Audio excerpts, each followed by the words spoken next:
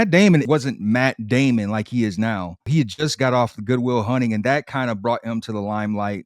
And then Saving Private Ryan happened. Vin Diesel, like Mr. Fast and Furious. Another thing about Saving Private Ryan, I think it gave us a realistic look of war.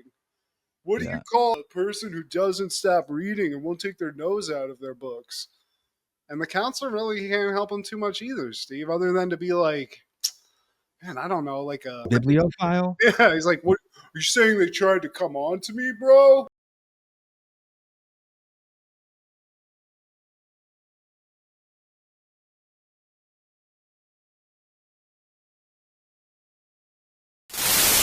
Happened in the 90s. Could you say Saving Private Ryan is the greatest war movie of all time? Yeah. I mean, it's close. And I feel like war movies have to get sort of sectioned off by the war they're portraying, because there's the Vietnam ones, and I think those kind of go harder in a different way. But I feel like Saving Private Ryan, the consensus is it's the most realistic depiction of war. It's about the one everybody cares about, like, the most in terms of history, I feel like, or, you know, it's the most popular one to portray. It also has a killer cast, Tom Hanks, and a bunch of people that you like. Now looking back, the fact that like Vin Diesel's in that movie and stuff is hilarious. Wasn't Tom Sizemore in it too? Sizemore's in it. Hebrew Hammer's in it. He's like a sort of more of a comedic dude. Adam Goldberg. Yeah. But I would say, and maybe it's just because we grew up with it, but yeah, that's probably it. There's other very entertaining war movies. I bet, like, and if you include Inglourious Bastards, okay, I think Saving Private Ryan's still probably better, but I think Inglourious Bastards is a little more fun to watch. It's more like cartoonish, I think. And like The Dirty Dozen, if you want to go back, like that movie that was sort of like Inglourious Bastards, like came before Inglourious Bastards a little bit, where it was just like a bunch of like shitty people. Did you ever see that movie? It had like Lee Marvin and you talking about the old school? Yeah, The Dirty Dozen, dude. It's good. I've heard of it, but that's one I haven't checked out yet. I like Full Metal Jacket, but it's really only the R. Lee Ermey part, which is like 5 minutes. Then after that, and Love Me Long Time. Like that part was funny. It's almost like a good one because of like that stuff, which I don't necessarily is like what they're what he was going for, you know. Yeah, totally not.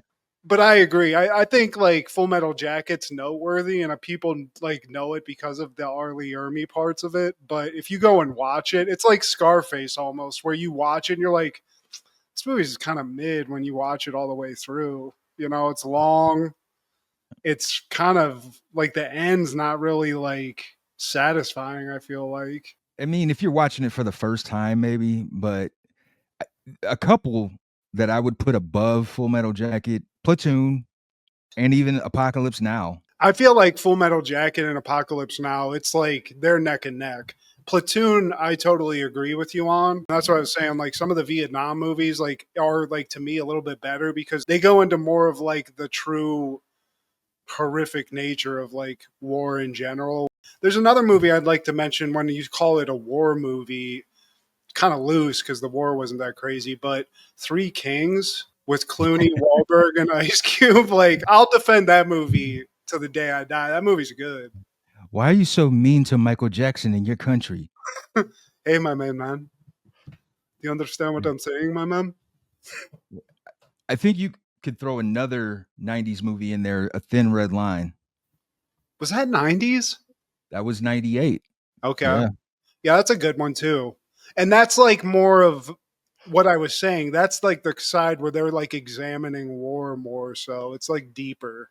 Isn't Nolte in that? Like Sean Penn, maybe? I know what you're talking about. Yeah, but just in general, if we're going to like put a period on it, I just feel like, especially because the whole movie, like when you think of the war parts of it, Saving Private Ryan is hard to beat. It came later. They had more at their disposal. They had this huge budget, huge special effects. And when you watch it, the beach scene, any of the scenes, they just do a good job of making it freaky, kind of realistic, and how crazy and frenetic it can get, you know, and making it just like uncomfortable. Like there's scenes where they're just like walking around in the rain. That scene in the city with Paul Giamatti, where he's just like complaining. He's just being Paul Giamatti, like, God damn it. Another name. Foot hurt. Yeah, that movie's filled with them. Like Ted Danson's in that movie, and you don't remember that, I totally don't. but he's in it. It's got stars and stars on the rising. Like Matt Damon wasn't Matt Damon like he is now. He had just got off the Good Will Hunting, and that kind of brought him to the limelight. And then Saving Private Ryan happened. Vin Diesel, like Mr. Fast and Furious. Another thing about Saving Private Ryan, I think it gave us a realistic look of war. It didn't glorify it. It shows you like the action, of course, man, but at the same time, like there's a grim reality, a grim possibility as well, man. Like when Ribisi dies, spoiler alert, when he gets shot, he's just like being comforted while he's dying, and they just show him basically die on screen.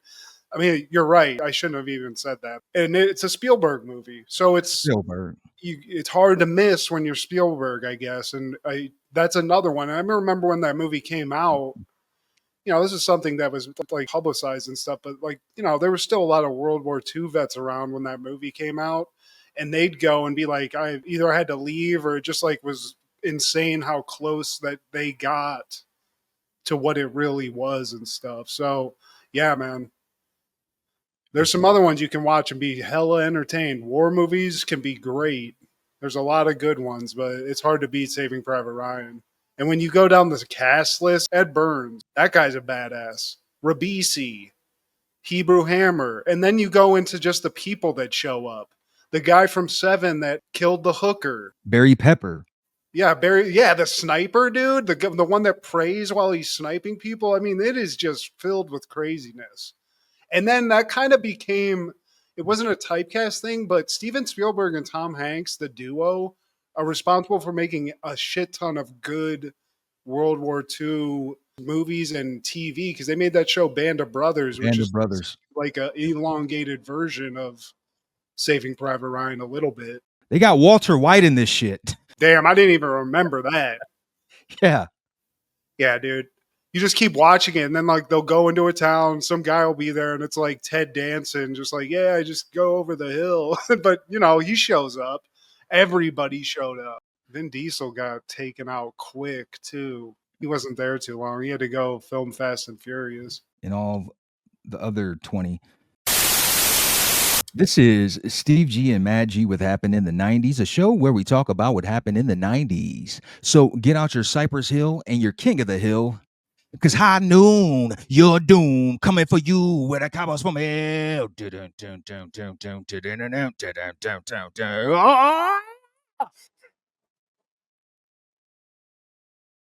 Getting up on the neck, Steve. All up on it. It's good to be here, man.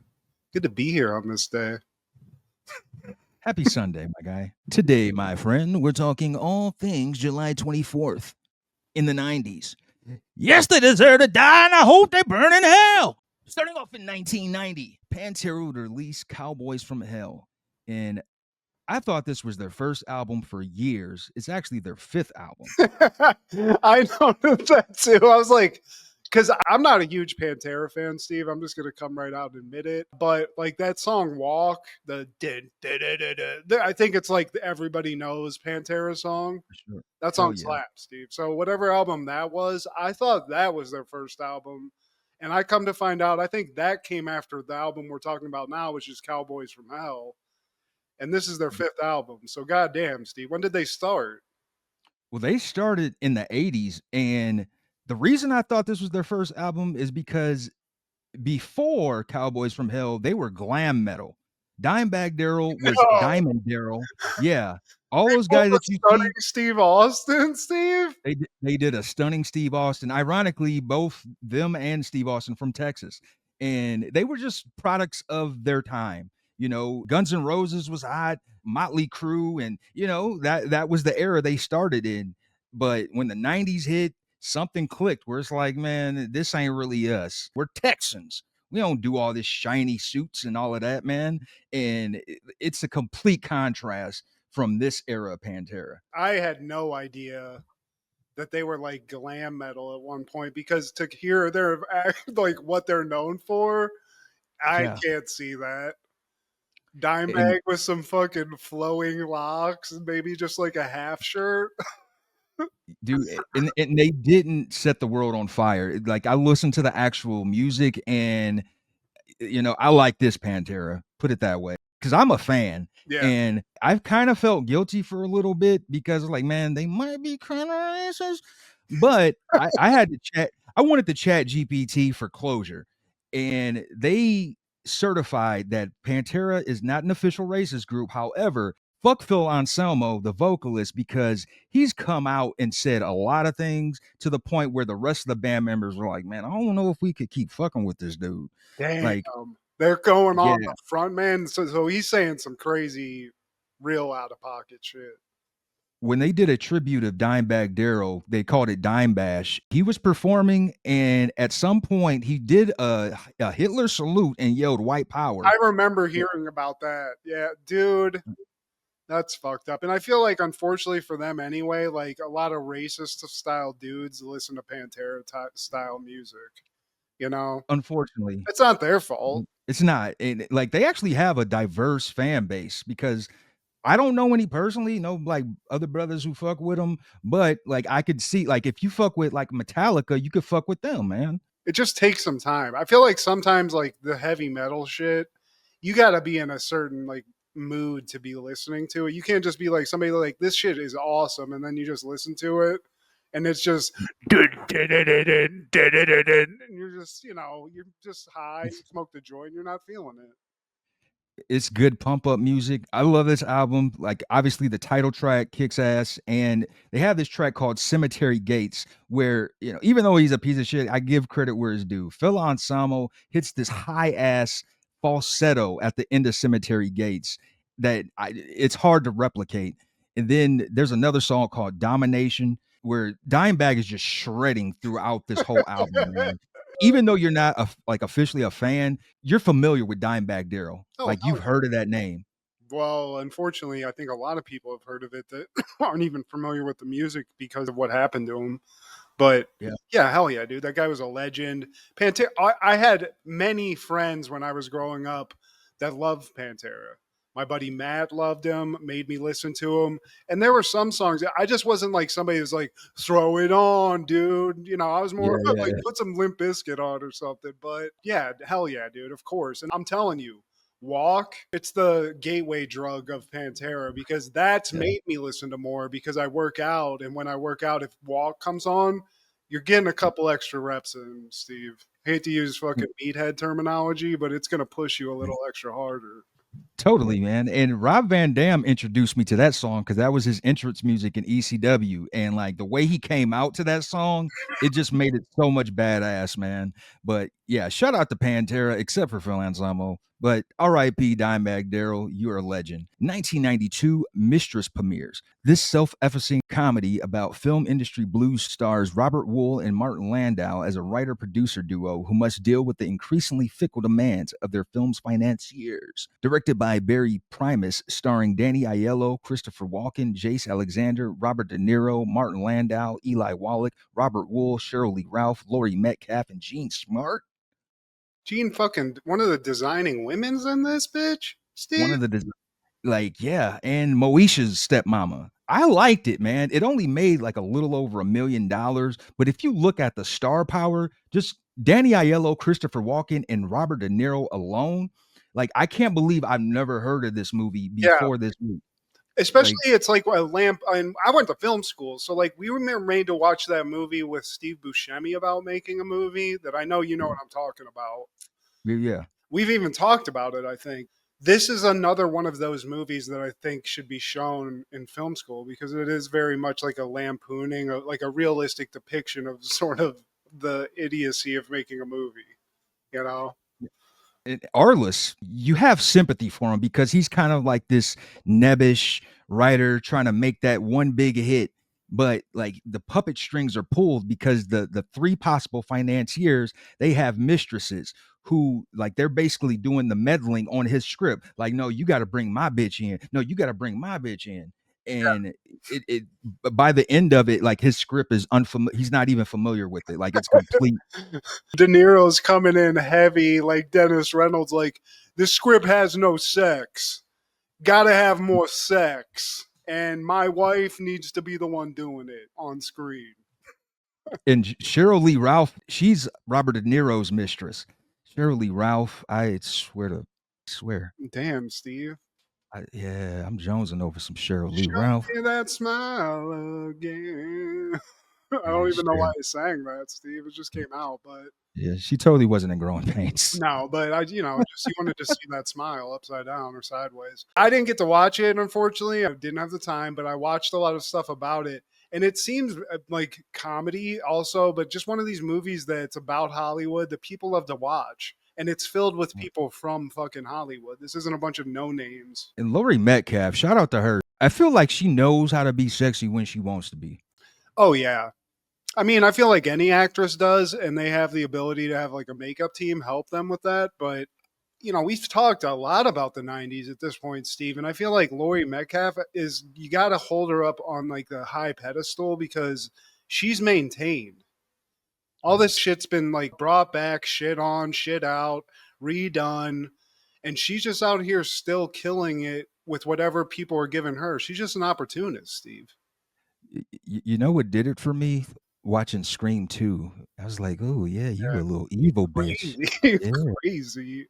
I'll play the son and you could play the mommy. Give me that little crazy peepers sex. She's like the shy girl in Don't Be a Menace with Marlon Wayans, Steve. She's going to get you a load and then you're going to be like, no! Right. I want that. Yeah. She looked like she like being choked too. Also in 1992, Mo Money premieres. A con man seeking to gain affections of a woman he saw entering an office building acquires a job in the same building working for an executive who has plans to use his skills for more than just workplace. Directed by Peter McDonald, starring Damon Wayans, Stacey Dash, Joe Santos, John Deal, and Marlon Wayans. I always dug this movie, Steve. Still do. Same. We get Marlon Wayans, we get Damon Wayans. And what I like about this is it gives like Damon Wayans a chance to do some of the things that we want from In Living Color days. Yeah. And it references the skit. My thing with this is like to reference the skit, it's only because he's a hustler, Steve. We True get hustler. Keenan Ivory in this. They got no truck. They're not selling satellite dish. It's a good movie, man. It's funny. Initially, Kadeem Hardison was going to play the same role Marlon Wayans played, but Damon Wayans, their mother, suggested, hey, put your little brother in this. And I felt like that would have been a better fit. Like, Kadeem, you're a legend, man. I had the Dwayne Wayne specs for a little minute, but Hell yeah. Nothing can beat the chemistry of people who already know each other. It's just like, dude, if you decided to leave this show, like I would have to end it because like I can't there's nothing else that could replicate this chemistry, man. Like this stuff that we talk about on this show we talked about it in the back of Algebra 2, in the back of the bus, in our freshman dorm. So Marlon and Damon or any of the Wayans, man, those guys are legends. And John Deal, I got to give a shout out to him. He plays a crooked, just evil, sinister person. He killed it. I hated him so much throughout this movie, and it's like wrestling, man. That's a good heel. Who is the nerdy black dude that was always like the uppity dude and everything? What's that guy's name? The boss guy? The one that Stacey Dash is dating at first? I think so. I think it's like Damon's boss at the like big company. He's like a guy. I know who I'm talking about. I don't want to bring up anything, but that guy's hilarious. But it is funny that Marlon was not it wasn't originally him because it's perfect that way. It's crazy they would have thought of anyone else, but this is what, 92? 92, yeah. So, yeah, I mean, he just got that chance, and like after this, it was basically off to the races. They were all ready to kill it. But this doesn't get as much play. Like, I feel like I saw it a lot because it was on Comedy Central a lot back in the day. They used I remember, to get a lot. Yeah, man, this doesn't get talked about very much. And here we are. Yeah. Shout out to Mo Money and all the Wayans. Also in 1992, Mom and Dad Save the World premieres. An alien overlord plans to blow up the Earth, but first he snatches and proposes to marry an Earthman's wife. Directed by Greg Beeman, starring Terry Garr, Jeffrey Jones, John Lovitz, Dwyer Brown, Kathy Ireland, and Wallace Shawn. Weird movies, Steve. Yeah, I remember liking it as a kid, but damn it, I didn't know any better. And also now it's aged so terribly because the dad's a pedophile. So that's one thing that we gotta like just sort of overlook. Also, John Lovitz is the evil villain alien dude. And I feel like if John Lovitz is one of like the main cast, you're just not set up for success. Unless you're a critic. You know? Is the intention for him to be comical? Because if he's the main villain, it's ooh, John Lovitz, please don't hurt me. Like, is he not supposed to be taken serious in this movie? To me, it's almost like if you had to compare characters, he's like Dark or whatever Helmet from Spaceballs. He's like Rick Moranis' character. He's just like a pathetic guy. And he is. He's just trying to like steal a dude's chick. He's constantly trying to mac on her, even though she's not into it. I think fish are women in this. Basically, they're on a drive. The alien puts the car in a tractor beam and takes them to some other planet. It's a whole thing, Steve. And if I have to watch a movie like this, it's going to be that movie where John Ritter and his wife get pulled into the TV universe. Dude, I confused that with this. Way better. That movie is way better than this, and it's darker than this, and it's just better in all ways. This Mom and Dad Save the World to the pedophile garden with you. This is just needs to be put to pasture, Steve. It's not that good. I do respect some of the special effects with like the weird like dog guys and stuff, but it doesn't make sense. Like it's not like entertaining. It's just like, oh, okay. They did that. And they had fish people, if I'm not mistaken, too, right? I think those were the women on the planet. Like the dogs were men, the women were fish, and somehow John Lovitz was like their overlord guy, but he's just a pathetic like cuck dude that's just trying to steal some puss. And I get it. Terry Garr was a baddie, but damn, this movie was dumb as hell.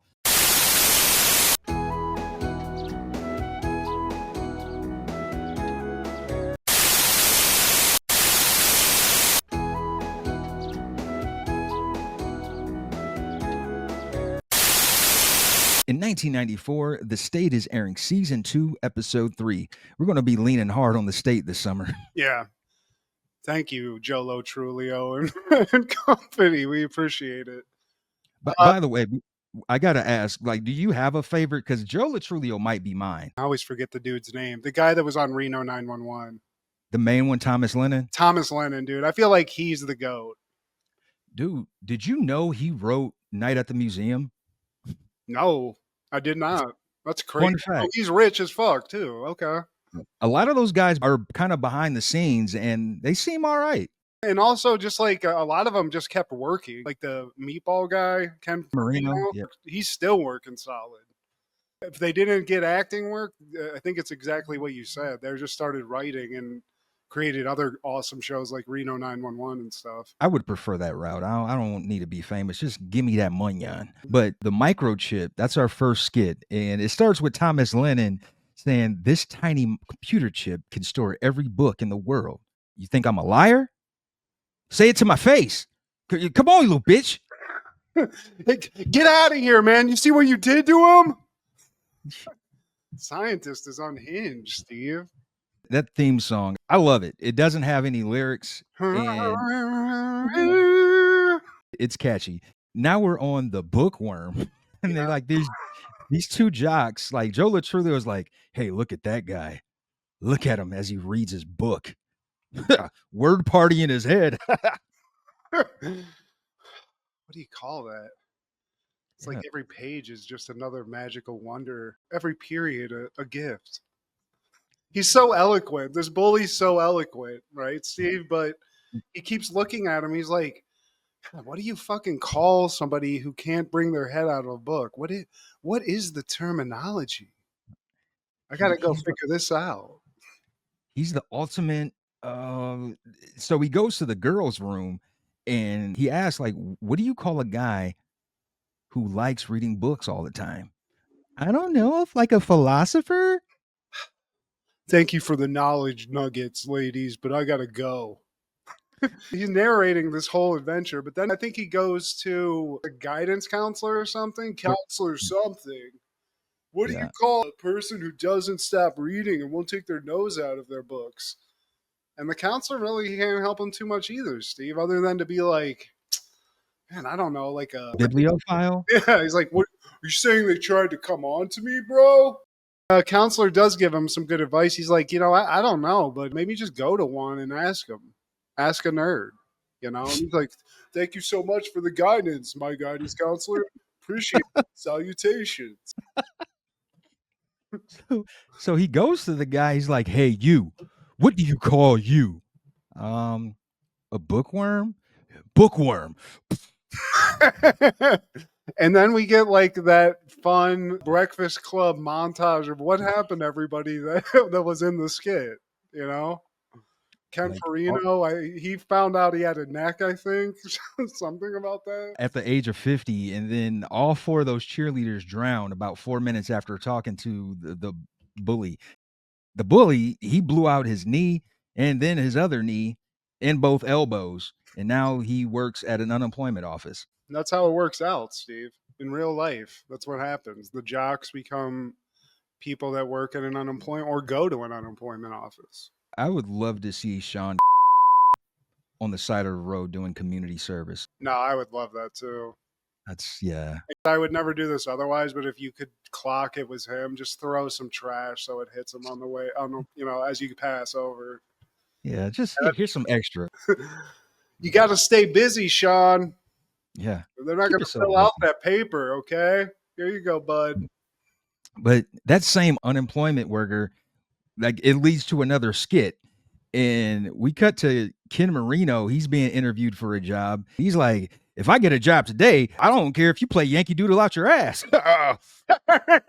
It's going great, Steve. He's charming the hell out of the guy at the unemployment agency. But the guy's like, yeah, I'm seeing a lot here, but you got to kind of like fill me in. Like, what happened to your last job? He was a vet. And this lady brings in a sick little bunny. And he's like, he's trying to go over the information. And finally, he's like, you know what? Let me try something. And he just sticks the bunny down his pants, Steve. And the lady whose bunny it is like, what the hell are you doing? Like, can you get the bunny out of the pants? And he's like, oh, I'm sorry. Are you the vet? Yeah, are you the expert? Back at the unemployment agency, he asked, like, so what happened to that bunny? Oh, the bunny died. Not because of me. It was hit by a car. But I was the one driving the car. C'est la vie, am I right? Let's move on to your next job as an auto mechanic. So they cut to him as an auto mechanic, and he's talking to the guy like, man, I think it's your camshaft. You know what I should do? Hold on. Stuffs it down his pants. And then the dude's like, what the fuck? What are you doing? Like, are you an auto mechanic? Well, hold up. Let me see if I can put this camshaft down your pants. Wait, hold on. What the fuck? Give me your fucking pants, sir. It got a little physical, Steve, but it didn't go on his record. That's how it ended. The car got fixed somehow. But then he's like, so what was the job before this? And Ken's like, well, actually, I had a job at a preschool or something. And you can even hear the audience audibly go like, oh. And we start to see a flashback of him in front of some kids looking kind of nervous. And then he's like, actually, you know what? I'm good. We're not going to talk about that. And then the guy, he's like, well, there's a job on Maple Street who's looking for a guy who can put things down his pants.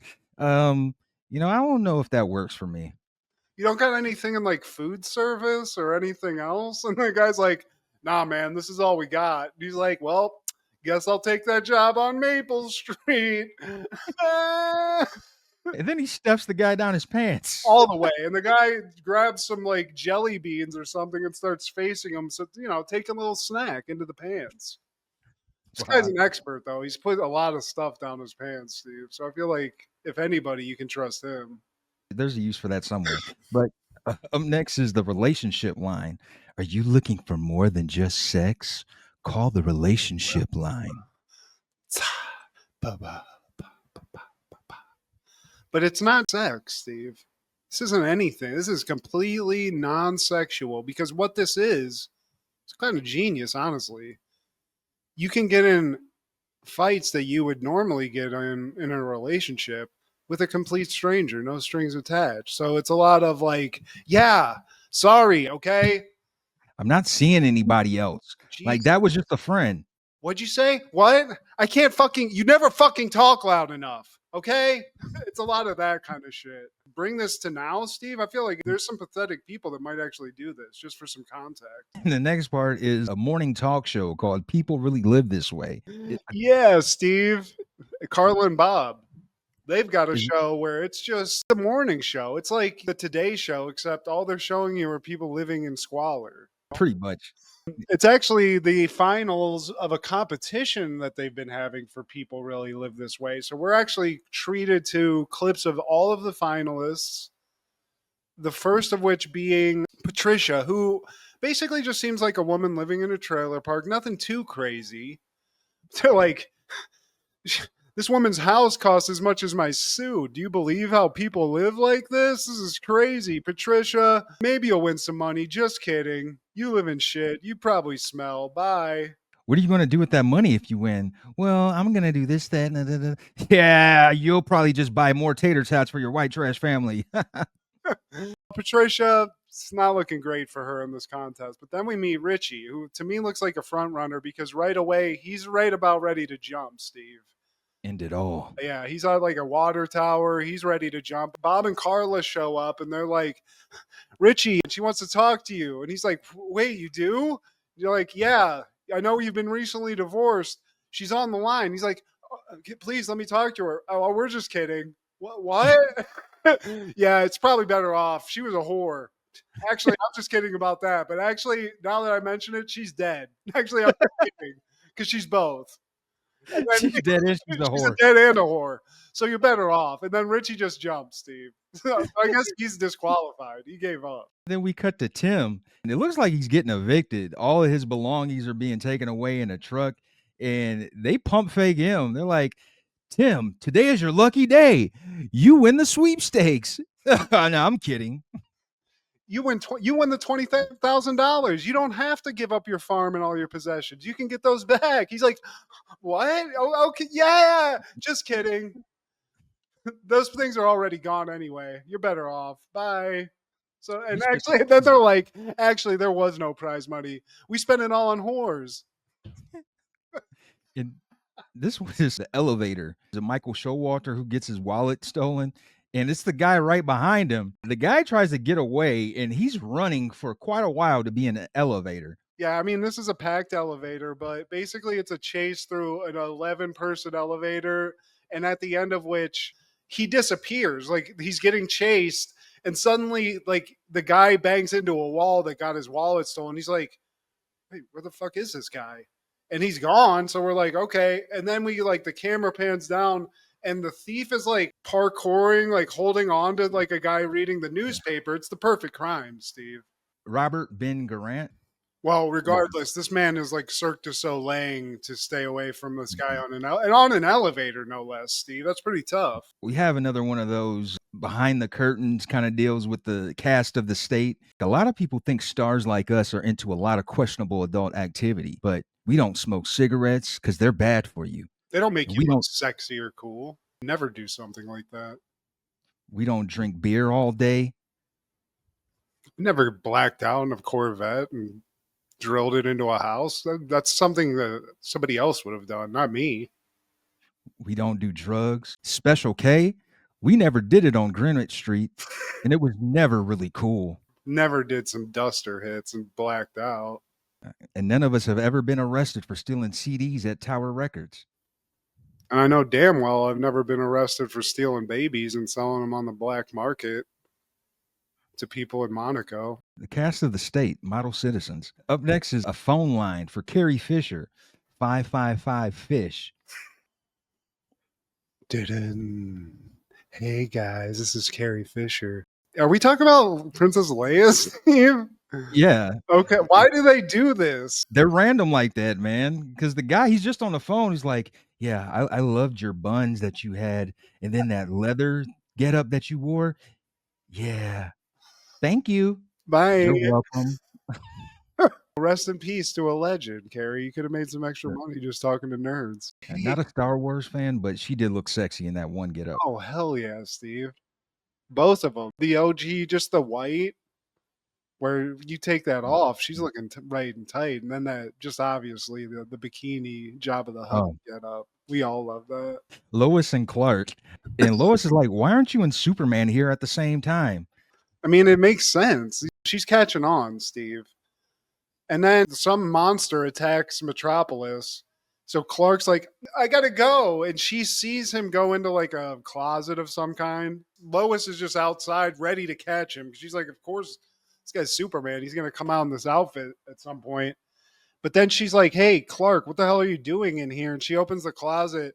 And Clark's just in some lingerie, just singing some kind of weird, I think a show tune of some time. Like in the mirror. Full drag. This is almost like Silence of the Lambs level disturbing. It's basically is that, honestly, except you can't see his man pussy. We see Superman though in the background, and then he checks in and sees like, "Hey, Lois, what's going on?" He sees Clark, and he's like, "Clark, mind if I join you?" And then Superman goes in, and they both singing, "Goodbye, horses," and that monster will be fine. It can wait. They got to finish that show tune, and they're in the closet, Steve. The Robert Ben Garant, that dude is hilarious too, because he comes around the corner, he's like, "We're being attacked by giant flying robot sharks." And then we go to, yeah, Steve. Yeah. Barry and Levon or something. I don't know how to pronounce that. But yeah. This is a love seat. We gonna get it on tonight. Oh yeah. I need a doctor. What for? I think I have a broken heart. Oh yeah. Yeah. Barry, baby. I love this seat. But does that seat love me? Oh yeah. She loves me. She loves me not. She loves me. How much did that love seat cost? Let's just say we put it on layaway. Oh yeah. And they're talking about a love seat, Steve. And then they sit on the love seat. They turn the vibrator on. It's like, it's too much love seat, Barry. I got to lie down. Oh, yeah. And then they just basically fold themselves into the love seat, Steve. They become one with the love seat. Yeah, and that's the episode. Oh, man. Yeah. I love that. That's like one of the few like recurring characters they had. They got a pop, so I was like, "Did these people are they expecting this, or is this something?" Because I've never seen it, but yeah, this is a personal favorite of mine right now. I like the ladies' man vibes of this. Totally. Oh yeah. That following year, WWF is airing Monday Night Raw from Louisville Gardens in Louisville, Kentucky.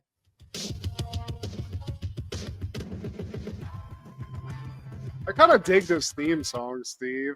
I kind of dig it. Now that I keep hearing it, I remember it being at the beginning of a video game, so I think it's pulling off some memory of that. Very vintage. Yeah, dude, I like it. I like this one. We get a recap at the beginning. HBK and Jeff Jarrett just the previous night had an intercontinental title match in your house, and Jeff Jarrett catches a tasty chin music. There's some roadie sort of shenanigans where I think Rhodey sort of took Jeff Jarrett's attention away from HBK for a second to assist in the win here. So is this setting up a DX thing, or is this just like Rhodey Double J getting in some shenanigans together? He might have flubbed it because I think he intentionally wanted to do that to Shawn Michaels, but he accidentally pulled on Jeff Jarrett's leg because I don't think the DX thing is set up until after Shawn leaves the first time. Well, it's a little foreshadowing, Steve. Maybe it's art imitating life at this point, but at some point that becomes a reality. But still, I love seeing this Double J, the spaceman, the gay cowboy spaceman type look. And I love Rhodey, Road Dog, whatever you want to call him. Anytime you get a chance to see that, especially these early on ones where you just know what's about to happen, love that as well. And obviously HBK just fucking landing a tasty fucking sweet chin music is always nice. This makes him the three-time Intercontinental Champion too, beating Jeff Jarrett. Honestly, there's a lot of cool looking belts, but this IC belt Was this the same one where Warrior had like the crazy strap colors?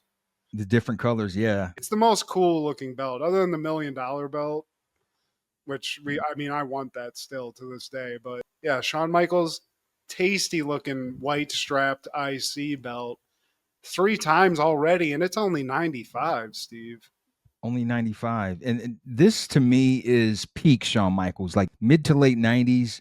That's him at the pinnacle, man. I don't think anybody could outperform him. He was still doing cool promos because in the beginning, when he first became a solo guy, I don't think he kind of figured out his way yet.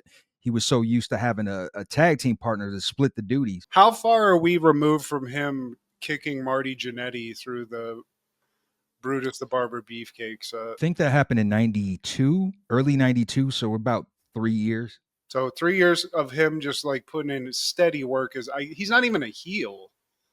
Like he's just a charismatic, like anti-hero, basically, if you have to categorize it. At this point, yeah. Because, I mean, speaking of the devil, he's in the first match. And when he comes out, man, it's obvious that the ladies love him. They cut to the different chicks in the audience, and they're just like, snap, snap. Oh my God, it's really him. Shawn! There's a couple of tasty treats in there for Louisville, Kentucky, Steve. Yeah, for real. Some thoroughbreds, to be honest with you. Yeah, man. I always dug this weird. It's not BDSM, but it's like these weird, like steel plate outfits or whatever you want to call this. The kneecaps or the knee pads with the boot. Well, and like even the hat has like these steel little plates like inlaid as like in a pattern. Basically, it's like bulletproof, Steve, but just sexy. You know what I'm saying? Like it's a cool look. Basically, it's not the red one that we all know and love with the chains. Yeah, He's got a guy doing some welding on these outfits that I'm questioning who's doing it because it's good work. One of my unsung heroes of the 90s, he's fighting Jimmy Del Rey, aka Gigolo Jimmy Del Rey. I thought he was doing an impersonation of Shawn Michaels. I didn't realize this was this guy's whole thing, Steve.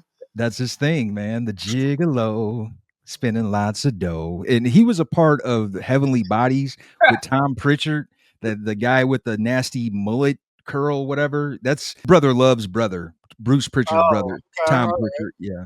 So Del Rey, he's got Tom Pritchard and Corny in his corner. And HBK, he beats up Jimmy and Tom. He wastes no time. Like, get y'all out the paint already. Let's go. We only got an hour here, guys. I gotta fucking mop the floor. I mean, I will say Jimmy the Gigolo, Del Rey, I was enjoying it, Steve. If he's a manho, he's a rough looking manho, but this is some entertaining wrestling. Hell yeah, man. And he's got to do the dance a couple times in his matches. And even when he hits him with the Rude Awakening, he does a little hell yeah, dude. Hell yeah. He just needs to be Weight Watchers a little bit, but he's doing it. He's got the hair. And then we get not only one, but 2 sweet shit musics at the end of this, because I think Pritchard takes one of them, and then Jimmy the Gigolo gets busted on. No offense.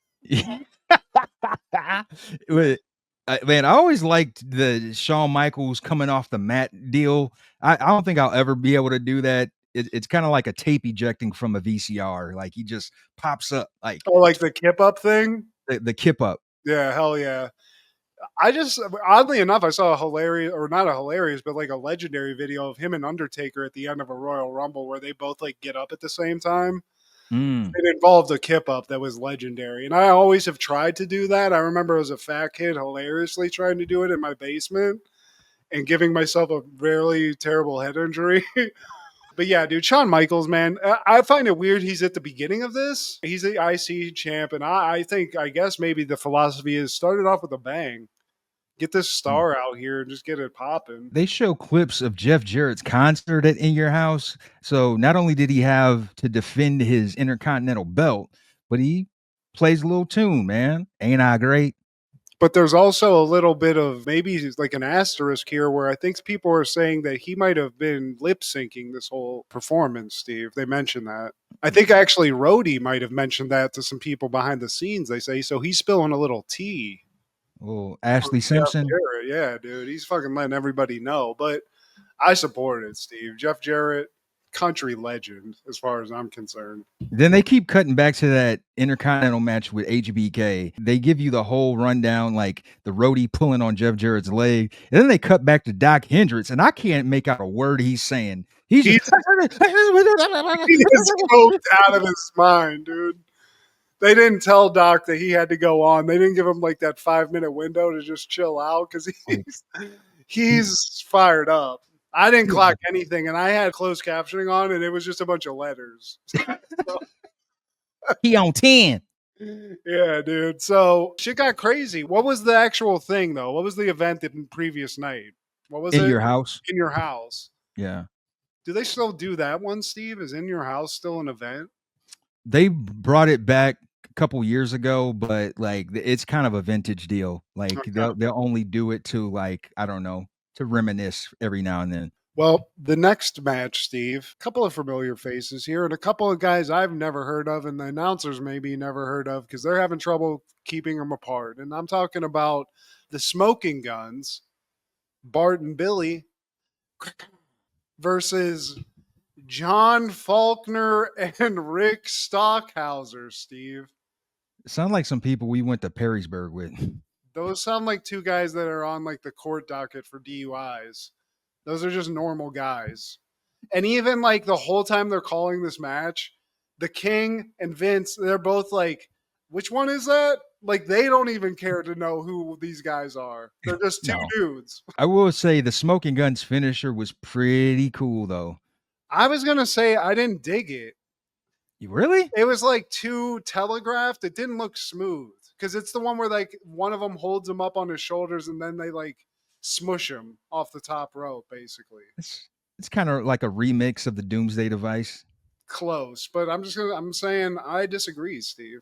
I think the Smoking Guns is just a losing product. I'm here to say I think Bart was dragging Billy down, Steve. I agree. And I'll go back to my previous statement in our last episode. Anyone past the 1800s wearing cowboy boots, you're a tool. Yeah. I dig the Smoking Guns like name because your name's Gun and that's fun and it's a nice little double entendre thing. But yeah, you got the cowboy look. And I mean, honestly, Billy's been kind of like saddled with some crazy characters because his other one, his successful one was Mr. Ass. Mr. Ass. I don't like that even, but it ended up being all right. But yeah, dude, the Smoking Guns, of course they're going to beat these two jabroni dudes that came out of a fucking AA meeting and just lucked up on a contract, I guess. We cut to the Barry, I don't know if it's Zawinski. They kept saying his name too fast, but usually he's got some fly gear, some kind of cool t-shirt, but this one I could do without. It's very bland and it just says "Ain't I Great" on the front. They're wholesaling the Double J merch. They're like, we got to get as much of this off the shelf as we can because this is not working. I mean, these shirts that we print. Like, I don't think anybody bought those, man. There's no logo. There's nothing like to grab at. I need to see Double J on the shirt. If I buy a wrestling shirt and it's not NWO or DX, I'm going to need to see the guy. You know, I need something. I don't need the fucking stupid ass, aren't I great? You look like an asshole in that. It's kind of like I'm with stupid shirt. Yeah, Like, it's the man, the myth, the legend shirts. I actually owned that. I was a douchebag, but I mean, you're a douche. They also do a promo for Waylon Mercy. He's coming back. Yes. And there's also like a debut promotion for Goldust. It's funny that event we covered where he's just Dustin. He was only 1 year removed from Goldust. That's hilarious. Saved his career. Dusty's kid. It ended up being a great character. I can't explain why, other than the guy had charisma and has like a sense of humor. Because if you just explained to that and gave me that to do, I'd be like, what the fuck are you talking about? Are you trying to fucking end me? I quit. I'm going back to selling insurance. The Fatu promo I want to touch on because he had just ended his head shrinkers era. And so now this is pre-Rikishi. Now he is Fatu who wants to make a difference in the neighborhood. You know, I decided to do things the right way because I never did drugs, because I stayed in school. I'm here to make a difference. And I'm going to go to the Cow Palace and wrestle. I'm making my dreams come true. And I'm wearing a leather jacket with nothing on underneath in the hood. I'm a neighborhood guy. Boo. You're supposed to be so good that, in the 90s, depending on what year, like, you would have got booed. It's kind of like Die Rocky Die, because he started off the same way. Like, I'm the blue chipper and I just want to do good things and I just drink milk and like, man, get the fuck out of here. I hope you die. That's how I feel. Like, Fat 2, I think it would have been cooler if he went from this into Head Shrinkers. Okay. You know, I want to say what happened to him, and I keep saying this when we see Fatu. What the fuck happened with the diet where your ass exploded the way it did? Brown chicken ass. This guy go to fucking Brazil and get fucking injections like fucking the Real Housewives? you got a BBL? I think so, dude. Because it makes no fucking sense. This is a cringy ass fucking promo. And I like that they could only get like 2 people to actually be in it that are like the people from the hood that he's like connecting with, He's dapping up random people. There's just like an old guy getting a beer at a fucking 7-Eleven. He's like, what the and the guy won't even stop. He's like, yeah, man, what the fuck, man? Nice jacket, though. Now, here comes our guy, Waylon Mercy versus Gary Scott. I like this guy. He comes in and he just shakes his hand. And he's like, man, fuck you. I love that. Of the people before anything. And they're even mentioning it. Like, look how polite he's being. The ref's hand. He's like, looking good, man. Yeah. And then he just beats the shit out of this guy. I gotta be honest with you, dude. I feel like this guy might have a legit body in his yard someplace. The psycho peepers that are his basically signature, because his signature is just choking somebody out, Steve. Debo style. Like a crazy lunatic. And I feel like he did that to a hooker in Vegas and she's buried in the desert someplace, like Joe Pesci in Casino. I found it funny when he steps on Gary Scott's face and Jerry's like, I love that move. Yeah, dude. He's like 6'9". He's got an upside down cross tatted on his fucking forehead or something. It looks like an upside down cross. Maybe it's makeup. He looks the part. His moveset is very small, Steve. I mean, this guy might be strong, but all he's doing is smashing people's faces around and looking like he's busting a nut while a guy loses consciousness, which I don't really like too much, but it works for him. For a scary hill, yeah. Because that's all, he throws that sleeper hold on and he damn near kills Gary Scott. R.I.P. Gary. I do want to mention one thing because I forgot about this, because he's a con man too, Steve. That's sort of his thing. So like he throws Gary out of the ring at one point, but we see he's shaking hands. He's very nice. So he actually pulls the rope up for Gary. He's like, come on, Gary. Sorry about that, dude. And Gary gets in and he just lets the rope go and just slams it on his back, which I just thought was petty and I enjoyed that. Gary, you should know the man shook your hand and beat your ass. Now you deserve to take that L. Huge L for Gary. But Todd Pettengill, he comes up with a promo for SummerSlam. It's brought to you by Stridex. I miss those days when it was sponsored by a company. Yeah. It was Stridex for a while, Steve. They had the market on wrestling pay-per-views, I feel like. And there was a toy company, I can't recall, but the one that was like the flippy, the shitty fucking fighter ones. Yeah, I just can't call it, man. Like, even as a kid, I was like, man, these look like shitty toys. Like, why would you buy these? Kenner? No, it definitely wasn't Kenner. Okay.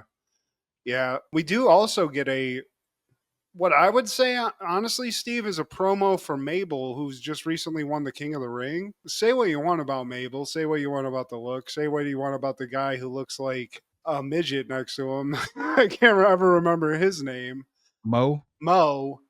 This is a pretty decent promo for Mabel. This is one of the ones where I'm like, actually, dude, this guy looks like a pimp in this. He's got the glasses on. He's talking shit.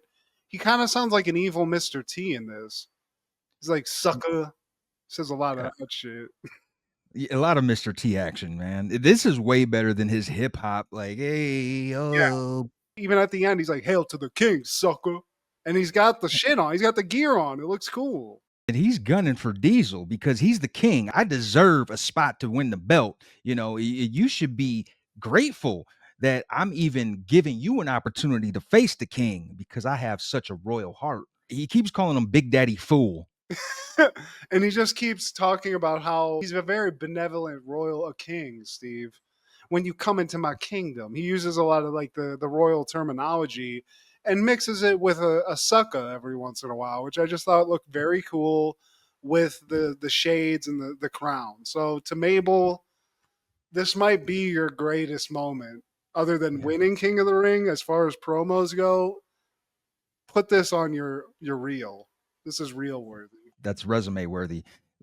Long live the king. Next, man, is that motherfucking Hakushi with Shinja versus Bret Hart.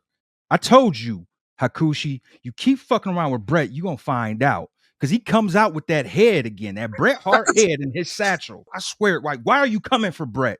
Canadians don't even have beef with Japan. You just got here and you just gunning for Bret. Why you pick Bret? Canadians are cool. He ain't never did shit to you. You don't even know this man. You just coming out with the Bret Hart head. He ain't even got the belt. So what do you have to gain from this, Hakushi? He's modern day kamikaze, Steve. He doesn't give a shit because he has no regard for anybody or himself. I do want to question how you travel around with a fake severed head that looks pretty weirdly realistic in a sack. I can't really clock that. But I gotta say, dude, we've talked about this because we've seen this previously. I'm not a huge fountain of Hakushi knowledge, but what I'm seeing of Hakushi, I'm liking, Steve. I like the look. The only thing I don't like is Shinja. He's in like kabuki face or like some sort of white face, and it just doesn't look great. Come out in the suit. Come out as like an Asian pimp and just be that. But this whole thing, keep that in the back. Keep that makeup off, Shinja. Really, Hakushi could have done without Shinja because I don't think Shinja ever spoke. Like, what's the point of you? Like, that's the point of managers is speaking for a guy who can't speak on the mic. But if your manager doesn't speak, like, what good are you? Yeah, even Mr. Fuji says some shit every once in a while. He'll throw something in. Hakushi, though, dude, he looks cool. He's got the fucking tats all over his body. He's throwing his body on the line. He's doing a lot of like top rope maneuvers and stuff. But I mean, he's going up against the excellence of execution, Steve. So clearly he is a kamikaze because he's suicidal at this point. And I will say, even though Hakushi's pissing me off, he is giving Bret a run for his money in this match, man. For a televised Monday Night Raw match, he's giving his all. Goes everywhere. And he does give Bret a run for his money. But eventually, Steve, we know what's going to happen here. Hakushi, Shinja, there's not enough of these guys to go against the excellence of execution. Bret does what he does. He puts that sharpshooter on. And Hakushi, he might be suicidal, but he's not a sadist or masochist or whatever one it is, because he taps out, Steve. In no time, Hakushi, look, man, I wanted to like you with the tattoos and you do cool high flying moves, but you a bitch. You ain't even lasting the sharpshooter for a minute. Very dishonorable. Oh, and he gets a pile driver. Shinja gets a pile driver for his troubles. Yeah, dude, fuck Shinja, dude. Now I'm saying, Shinja, you gotta go. You gotta leave so Hakushi can fucking spread his wings. Now I'm saying this because it's over, Steve. Hakushi's gone. What happened to him?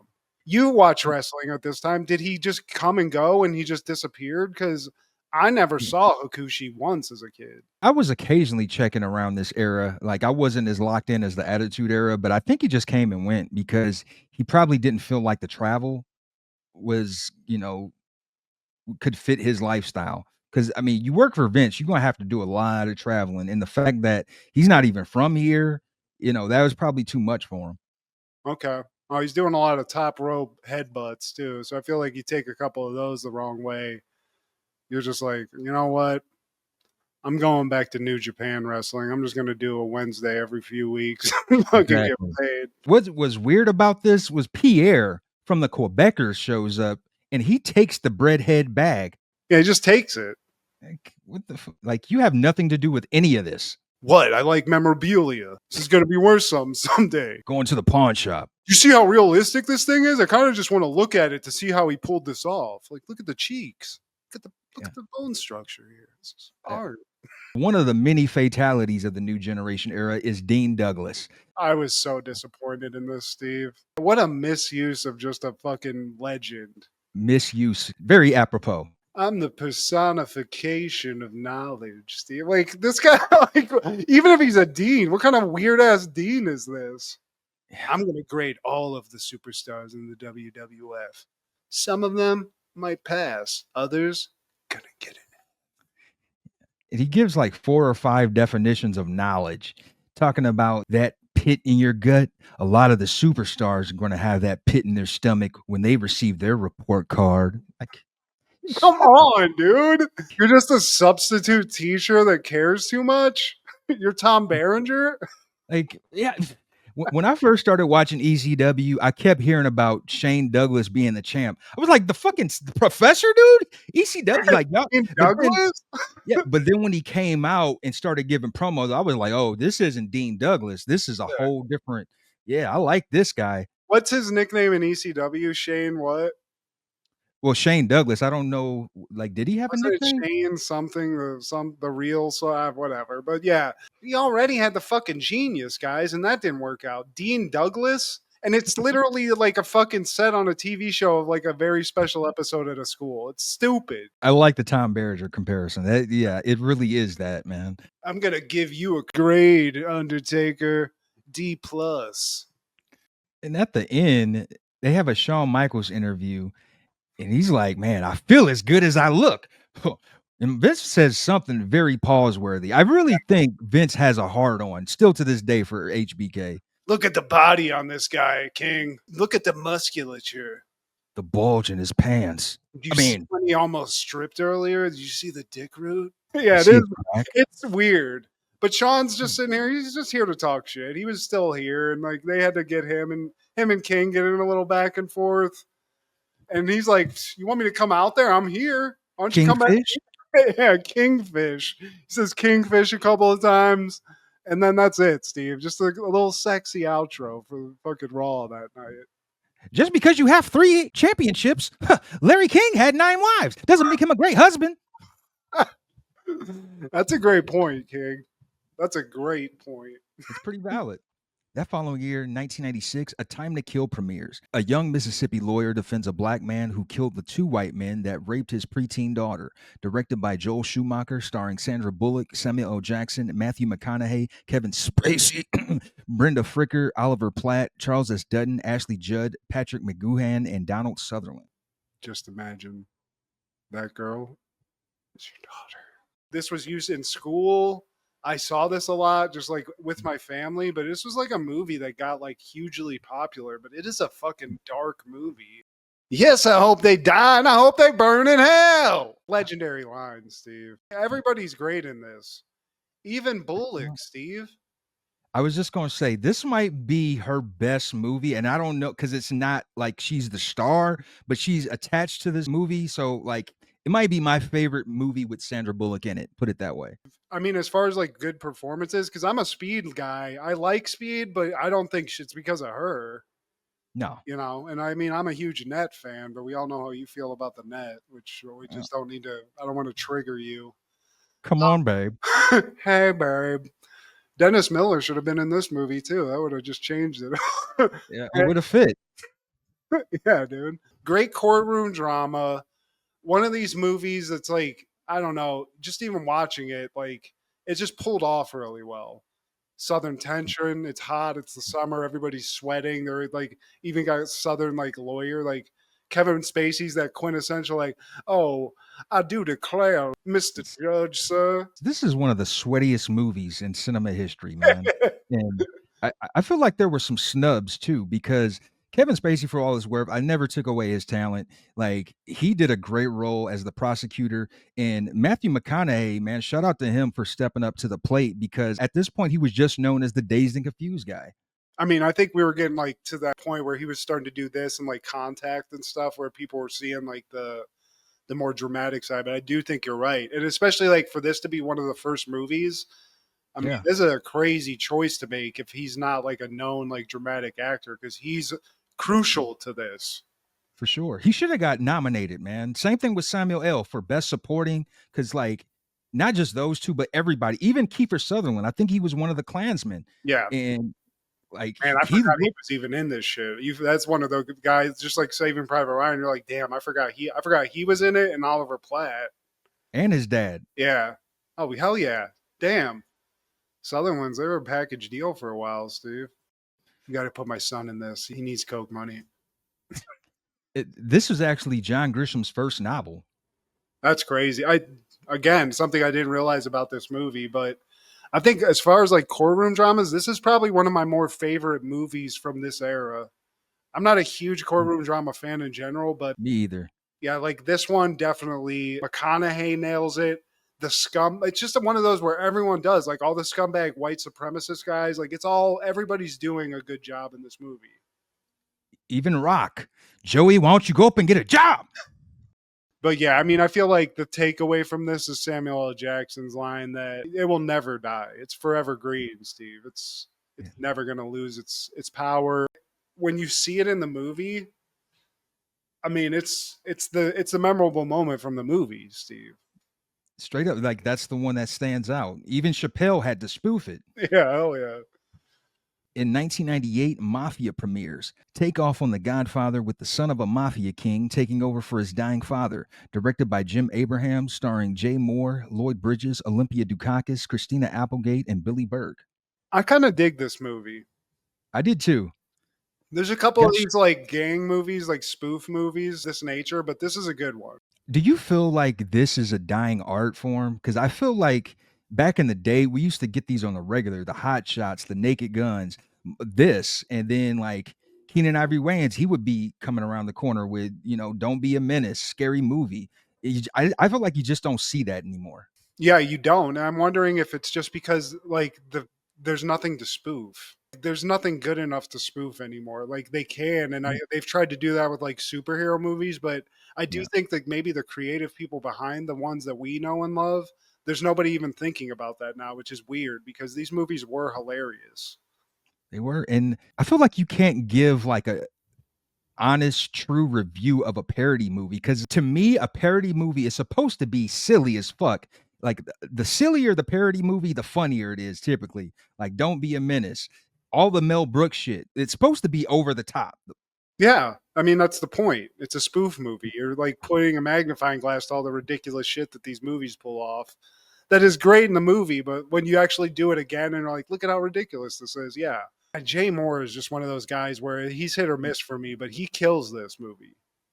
Just last week we talked about him in Small Soldiers in 98. So there was a window where Jay Moore was killing it in Hollywood. Suicide Kings, he was in that. We talked about that. Yeah. Yeah, dude. He was definitely putting his like mark on it. Him and Leary were kind of like in that era of like they were kind of both like not competing for roles, but they were like comedians that were getting like legit movie roles a lot. But I don't know if he's really searching for work now that he's married to Jeannie Buss. Like, what do you call him? A well-kept man? Hell yeah, dude. He's a fucking house husband at this point. That's the dream, Steve. She got that bread and she always been fine. Hell yeah, dude. Jay Moore. And he can give her some impersonations in bed. He's a great impersonator. So he'll throw a couple like Christopher Walken's in there. She can fuck Chris Walken. There's probably a couple other ones, but that's a notable one, Wow. And put it up my ass. Shout out to Jim Abrahams too. Like we lost him in 2024, and I feel like he is part of the holy grail of parody movies. You got him, Mel Brooks, I think, is the Godfather, and then Keenan Ivory Wayans. I can't think of any other, but those three right there are the kings of parody movies. Yeah, to put them on Mount Rushmore because nobody else is doing it. Nobody, man. And if they are, it seemed like it's going straight to streaming if it is, which that's a sign that like nobody is trying to get it. I think that's the thing. It's like nobody's willing to put the money forth because some of these movies, it's like when you watch like Hot Shots, it's like it's not chintzy looking, and that's kind of like the fun of it. Yeah, like they'll do a little bit of weirdness and like low budget stuff, but they put some money into it. Where now it's like some guy shot some shit on an iPhone. It's on a fucking Amazon Prime, and that's the spoof movie. Who are the ad wizards who came up with this one? Of course, Christina Applegate in there looking sexy. Shout out to Lloyd Bridges too. This is his last role. The Mandelbaum. Dude, there was another one. I think Keaton was in one that's like a mob movie, like an Al Capone style movie that was like a spoof comedy too. In the 80s? Johnny something, because what's his name from SNL was in it too. Johnny Dangerously? Johnny Dangerously. That's the one I was trying to think of. Like, I feel like they're both of that similar quality. Like, hell yeah, dude. Shout out Jay Moore, just killing it. in the 90s, and now just fucking sitting back in an infinity pool getting his dick sucked by a sports team owner. That's great. Also in 1998, Saving Private Ryan premieres. Following the Normandy landings, a group of U.S. soldiers go behind enemy lines to retrieve a paratrooper whose comrades have been killed in action. Directed by Steven Spielberg, starring Tom Hanks, Edward Burns, Matt Damon, Tom Sizemore. And I'm just going to stop there. Yeah. Here's what I say to this movie, Steve. Yeah. Up 'em. To this day, I want to punch that guy in the face. Fuck that guy. But yeah, dude, we talked about it for a while at the beginning, but I remember going to see this. Like, this was an R-rated movie that, was for straight up violence, but it wasn't like a crazy movie. It was just a war movie, and it was pretty fucking realistic. They pulled everything off. Like, I remember, and I think they maybe had done this before, but like, like when a mortar shell goes off and like the sound just goes out, and Tom Hanks is like walking around in like a haze and stuff. Just all the technical stuff that they pulled off in this movie, which we said it's a Steven Spielberg movie. It's not surprising, but yeah, man, definitely dug it. It's not like a movie where you're like, this movie's fucking sick, dude. You gotta see this guy's fucking head get blown off. It's not like you shouldn't be bragging about it like that, I feel like, but it's entertaining, man. It's a great movie, and it's a great ensemble cast. And it's, unfortunately, some of these guys, it's like crazy that they went from this to what, like a Tom Sizemore, where he's talking about getting turned into Swiss cheese on It's Always in Philadelphia. Like, how could you go wrong, man? All-star cast. And, you could argue Spielberg is the GOAT. He's not my personal favorite of all time. He's on my list, but, depending on who you ask, you have an argument for that, man. And the sound, I feel like the sound added to it. You know what I'm saying? Like, even in like the little scenes. Oh, yeah. Kind of like how you describe where they take away the audio, like that adds something to it. When having like the way explosions are in this and how like all that stuff works is groundbreaking. The action itself is insane, like how the depiction of it, how intense it is. And it's, like I said previously, like there were people that went through it that were like, I had to leave because this was like it was giving me like flashbacks and stuff like that. So I think as a filmmaker, you got to feel pretty good about that because you created something that honors like what those dudes went through. But I feel like every part of this, every time they meet, you see one of these celebrities that shows up, everybody's killing it, in different ways. Like that scene where they're like spitting on they're trying, like how they go from being shitty about having to look for Private Ryan and they're like cleaning off dog tags to see if he's dead. Yeah. That scene, just like little stuff like that. There's all these like little scenes that aren't necessarily guys shooting guns where it's not boring. It adds to the movie. And by the end of the movie, I mean, you're fully locked in. That end scene where they're defending that town and Ryan's in there and everybody's kind of going down and you're seeing the end of this story that you've been watching. As far as war movies go, man, it's hard to beat. It really is. It's not perfect, but it's pretty damn close. I think they redefined the war movie in a way. It's not a documentary, but it's almost like treated that way, where it's like, this is historically accurate. We're not putting any like style into this. This isn't Tarantino where some guy's going to pull a fucking Tommy gun out and drill like 30 Nazis. And I'm not saying that's bad either. I love that. I want to see that. But of course. Yeah, I think you're right. It did kind of redefine what somebody would do as a war movie, because I think after that, there was a lot of these types of movies people were trying to make. There was that Flags of Our Fathers movie that I think Clint Eastwood had a part of. That, like people were trying to replicate this for a while, and it's because it was so popular and so well done. It's a hard movie to follow up on. Any callbacks for this week, man? I think we ought to just do a quick 2-question quiz for you, Steve. Man, let's go. Let's do this. Let's fucking do this. I also want to see if we can get Waylon Mercy on the phone on a show and just do a quick interview. Dangerous Dan. Waylon, what? But do it as in character. Okay, Steve. This one, I don't know. I believe in you, though. I believe in you. What was the name of Cher's 1998 comeback single? gonna sing. Do you believe in love? I'm gonna give you that because it's Believe. So Believe. Oh, it is. Who knows the share fucking song title, Steve? You going? That's I just know the hook. Yeah, but yeah. Here we go, Steve. This is the one. This is the moneymaker. This is where you're in the big bucks. How many Academy Awards did Titanic win? Oh shit.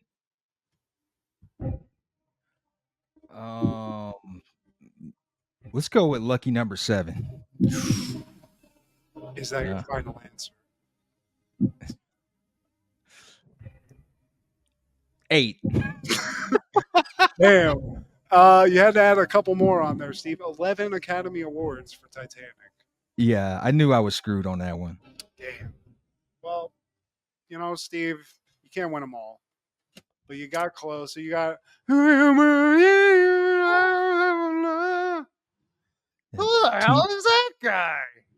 That T-Pain ass song. He needs to do a remix, Steve. But man, all I got, man, is R.I.P. again to Dimebag Darrell. Your licks live on for eternity. But please like, share, subscribe, and comment. Please tell your sister, "What the combos from hell?" And check out Food Show Fanatics, Crushgasm every Wednesday with Kendra, our guy Clark the Shark on Podcastle, and Wrestling with Ronzilla on TikTok. This is Steve G and Matt G with Happened in the 90s. Matt was the fat kid, Steve was the flat kid. Life wasn't always great, but you know what was? The 90s. Happened in the 90s. Yeah! Oh, yeah.